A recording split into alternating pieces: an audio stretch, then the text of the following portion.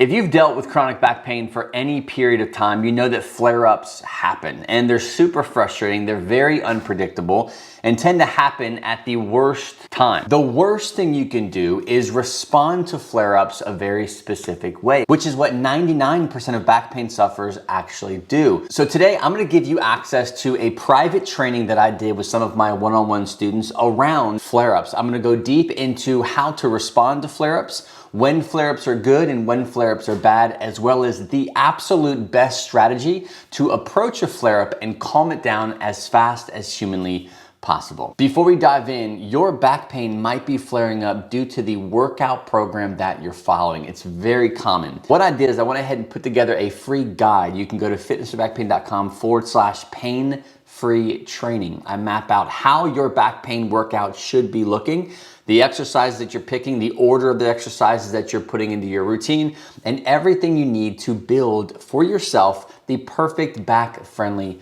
workout. It's yours free. Just go to fitnessforbackpain.com/pain-free training. Let's do a deep dive into what I think is the fastest, most powerful approach to handling, managing, and overcoming flare-ups, and also using them as a tool to see even more freedom from chronic pain. How to use it as a brick in your house of getting yourself to a place where you are complete freedom of your back pain. So flare-ups are super common.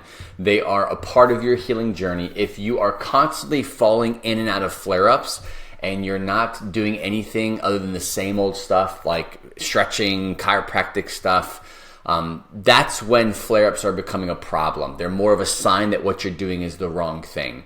If you are navigating and you're on a path, which if you're watching this, you're on a path specifically to create an environment in your body and brain where you're safe and you're healing, and you're creating a healing environment that focuses not on just the mechanical side of pain, but the somatic side of pain, or the mind, the brain side of pain, the central nervous system part of pain. So when you're on that process and you're challenging things, we're intentionally challenging fear, challenging movement, flare-ups may happen. And sure, flare-ups are very scary. No one wants a flare-up, and everything here is designed to stay away from flare-ups with the education, the knowledge that you're gaining. But if it happens, this is how I want you to respond, because it's not necessarily a bad thing, okay? So flare-ups typically don't mean damage. Just because you are in a flare-up does not mean that you made your herniation worse, right? Or that your bulge is bigger. You know, your stenosis is more stenosed, whatever you want to say. Or your hip is out, or whatever it might be.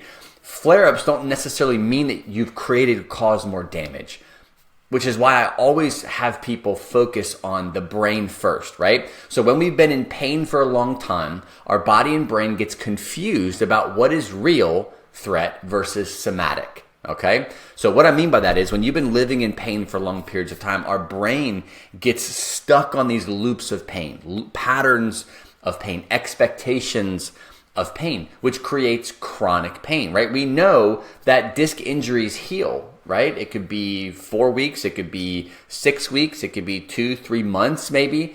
But after that, your disc issue should be resolved. There's too much research in science that says that we can have herniations, bulges, degeneration, all these normal things and not be in pain, right? So if our body has gone through the time it takes to heal tissue injuries, then why are we still in pain 2, 3, 4, 5, 6 years later? It's because our brain gets stuck. And when we are on a process getting out of pain, we can kind of fall back into these patterns of causing more flare-ups. We're doing things that our brain thinks is not safe, which creates that common expected or familiar symptoms or pain that we have had in the past. So what we want to do is respond logically, which we actually don't want to do. But naturally, that's what we're going to do, right? Which means we're going to stretch it. We're going to take Tylenol. We're going to jump in that hot tub. We're going to put that ice or heat pack on it. We're going to put that TENS unit on it. We're going to go see that chiro who we've been seeing for 2 years, and they just keep us maintained. They're just taking your money, but that's what they're telling you that they're doing, is keeping you right. But we don't want to do that, right? So we're like, okay, we have to protect, we have to preserve what we have. We can't bend, twist. We have to be very careful with what we're doing. And that just further creates a pattern around movement, exercise, and our injury or our MRI or our diagnosis, as in we are fragile, we are broke, we are unable. See, I knew it. I did that thing and now I have pain. I knew it. It creates a pattern of looping pain, ingrained pain pathways. This is what chronic pain comes from. These are the roots of chronic low back pain, okay? So what we do want to respond with is focusing on safety and calming the symptoms as well as our response. Number one thing, you always want to start with the brain, okay? You start with the brain, then you move to the body. Chronic low back pain has got to start here before you get into the extension work and the core training and the hip stuff and the whatever. Like the internet and the world says go to exercise. You got to exercise. It's like a generic like catch-all strategy for pain because movement and exercise feels good. But if you're moving and exercising because it numbs the pain temporarily, but the pain always comes back, you're just in that cycle of pain. If you want to stop that cycle, you have to approach this first. So doing things like breath work, doing things like body scans, somatic tracking, using tools that you've been given inside this program that you enjoy or have seen results with. First, bring a place of calm, a place of safety, of security from your brain. So instead of, I always use an analogy, when we have pain, we are so used to running from the pain. Oh no, here it comes. Oh no, we got to get it. We have to turn and face the pain and say, hey, before you start freaking out, let's take a second to just assess what is going on. Am I over-responding? Am I overreacting? Am I reacting from a place of panic, of fear, of guarding, of safety? Oh no, I did it again. Or are we, I'm good, I'm safe, I'm okay. I'm going to sit here. I'm going to practice my somatic exercise. I'm going to practice X. I'm going to practice Y. I'm going to practice Z. Whatever you've discovered that works really well for you from a mind-body perspective, right? Then you move to the body. Once we can calm things and we say, the most important thing right now to me is creating safety and security here first. Because if I can't do it here, my body, because this controls everything else, my body's not going to get into a line. So start here, then we go into movement. But the thing is, you got to do this and movement at the same time. So if you're doing extensions, if you're doing forward bends, if you're doing side bends, if you're doing, whatever it is movement-wise that you're doing, could be going for a walk. While you're walking, you're focusing here. While you're doing extensions, you're focusing here. We're not just cranking out extensions because we have sciatica and the internet says that sciatica people should do the McKenzie method and McKenzie method helps sciatica. Like, that's not what we're doing here. That's not how you heal chronic back pain. Okay? Start the brain, then we go to the body. All right? So why we need to default to brain safety and not body safety. So symptoms for chronic pain sufferers are extremely deceptive. When you've been in chronic pain for years, it could be a year, 2, 3, 10, 30, 45, whatever. The body gets very good at creating symptoms. It's almost like stuck on a loop, right? It's like you just hit shuffle on your favorite album and it's just boom, boom. You don't have to do anything. It's just looping and looping and looping and looping. So our symptoms become very deceptive because what we think pain means damage, and it's not true. So if pain does not necessarily mean damage, why am I in chronic pain? Because of ingrained pain pathways. Our brain is stuck in this protection fear. They keep hurting us. They're not doing the right thing. We must protect. That's what it's stuck on. Okay? So this could mean, you might be experiencing one day your glutes are tight, the next day your foot is numb, and the next day your QLs feel like concrete, or your low back is just super irritated, super spicy. Symptoms might dance around for some people. Some people, it's the very consistent symptom. I feel fine normally, but then once I start bending over, or I start twisting, or I sit too long, my back just gets locked up, and once it gets locked up, and this happens, like it spirals, right? Those are familiar symptoms. Those are flare-ups come in all different shapes and sizes. So whatever symptom you're experiencing with a flare-up, I want you to insert that. I want to pause for a second. A red flag when it comes to flare-ups is when you're constantly living in a low-grade level of sensitivity, right? Maybe you're stretching, you're seeing a chiro, you've had injections, you're doing all the things that maybe the medical model has taught you to do or has suggested that you do, and you're constantly living in this level of sensitivity. And then from that level of sensitivity, your flare-ups happen. This is often more of a pain system problem where it needs to go a little bit deeper into what you're doing, how you're approaching your pain, and what your long-term relief strategy looks like. Now, I've mapped out a little bit more of a detailed training on really specifically what a chronic back pain relief strategy should look like if your main focus is to get off of treating symptoms and start focusing solely on the root issue so that you can actually heal your back for good. If you want to watch that workshop, just go to fitnessforbackpain.com/relief workshop. It'll be linked in the description box below. Okay, so you can't logically make sense of this type of environment. And the reason why your pain system is responding in this way is because it's on high alert. We just said that. It doesn't feel safe and is stuck in protection mode. So responding logically, remember, Tylenol, stretch it, go see a chiropractor, go get a second, third, fourth opinion. Maybe it's a spine chiro that I need. Maybe it's a orthopedic, PT that I need, or whatever, a specialist. Like it's not that. It's not that. Okay, you've already done that stuff.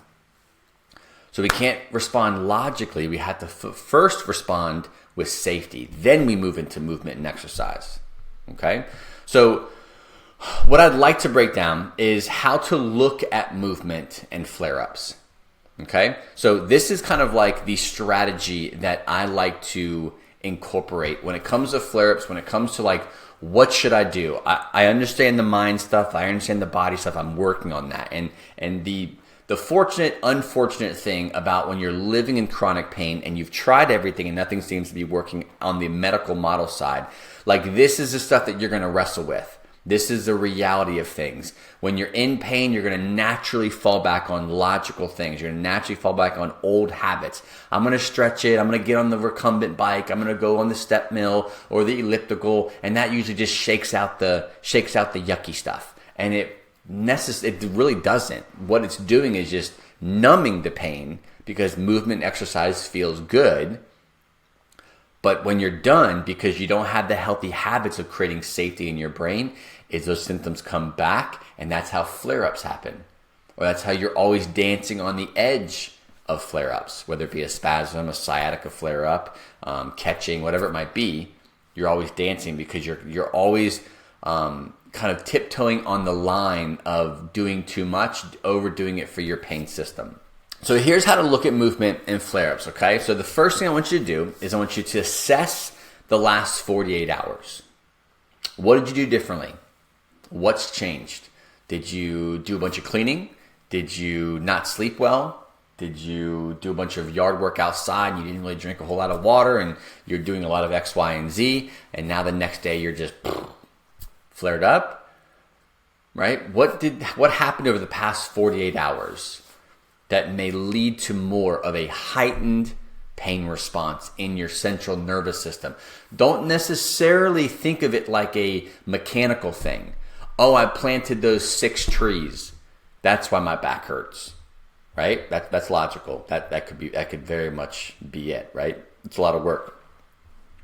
But also think of things like how I was really ruminating on that argument that I had, or I got in a big fight yesterday with my spouse or my boss or whatever. Work is stressing me out. I didn't sleep. I drank a bunch, I didn't sleep, right? Or I was in a hot tub for 3 hours and I had a couple drinks. And I was in there for too long and then I got up and, whatever. Like you were in an environment that was not conducive to your healing too long, which could lead to more sensitivity. What happened over the past 48 hours?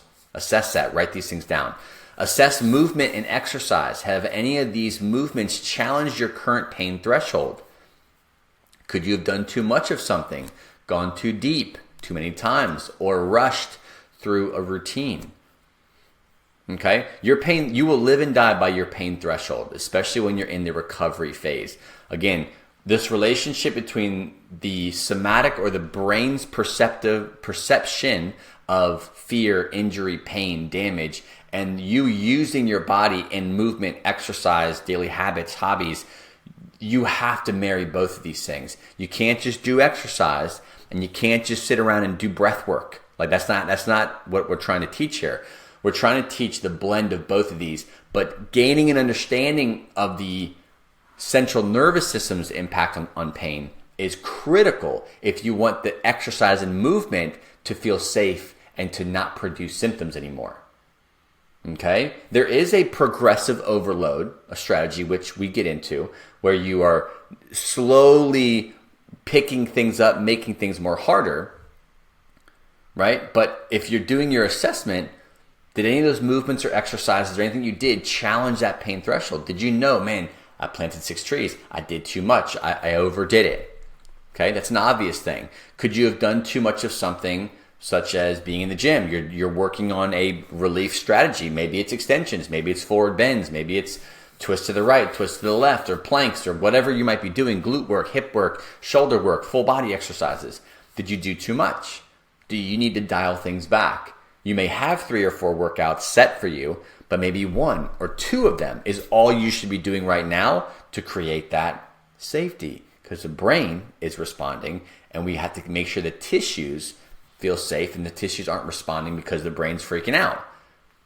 Safety. It's a relationship we're trying to build here, keeping both people happy. Unfortunately, the brain runs the show. So whatever the brain says, this is going to happen. So we have to do them together to create safety. And flare-ups happen when we are disrespecting this. Sometimes it makes a lot of sense and we can pinpoint it. Sometimes it doesn't make sense, which is why if you're on a path, you're getting coaching and you understand what you're doing and you understand that flare-ups for you can be very normal, then you can find safety in that. And you can say, okay, I'm not going to freak out. I'm going to do my tools. I'm going to focus on the brain first. Then if I need to do movements, if it actually works, not just to do it, that's how you create more and more confidence in movement. Okay? Gone too deep, too many times, squats, doing certain types of exercises, you've gone too far past your threshold of like feeling safe. That's very common with like hip hinging practice or squatting practice. That was something for me specifically. Getting too deep, too low, my back just feels weird. I don't know if it's because, now 17 years later, I don't have as much space in between my discs and it just kind of feels weird. I don't know, but I don't squat like butt to grass. I don't do that kind of stuff. So if you're squatting lower than your threshold, which 90 degrees at the hip might be too much for you, you need to be way up top, chopping that back by 50%. That might be where your safety threshold is at, and you have to respect that, okay? Rush through routines. You just want to get it done. Your brain, if you don't take the time when you're doing these exercises, if you're not creating places of safety in your brain, this isn't a bad exercise. It's not going to hurt me. It's not going to cause more pain. I'm working on my body. This is fun. This is exciting. If you're not doing that while you're exercising, creating, like affirming that what you're doing is not a dangerous thing while you're doing them, your brain will naturally default to, oh no, look what he's doing. He's doing hinging. That means he's bending over. This is going to cause pain. She shouldn't be doing that. And it triggers flare-ups. But if we are focusing during these workouts, during these exercises, during these routines of, I'm cool, I'm safe, it's okay, then we put the practice, this whole idea of the secret formula of getting out of pain long-term, but also how we navigate flare-ups, okay? So what you don't want to do,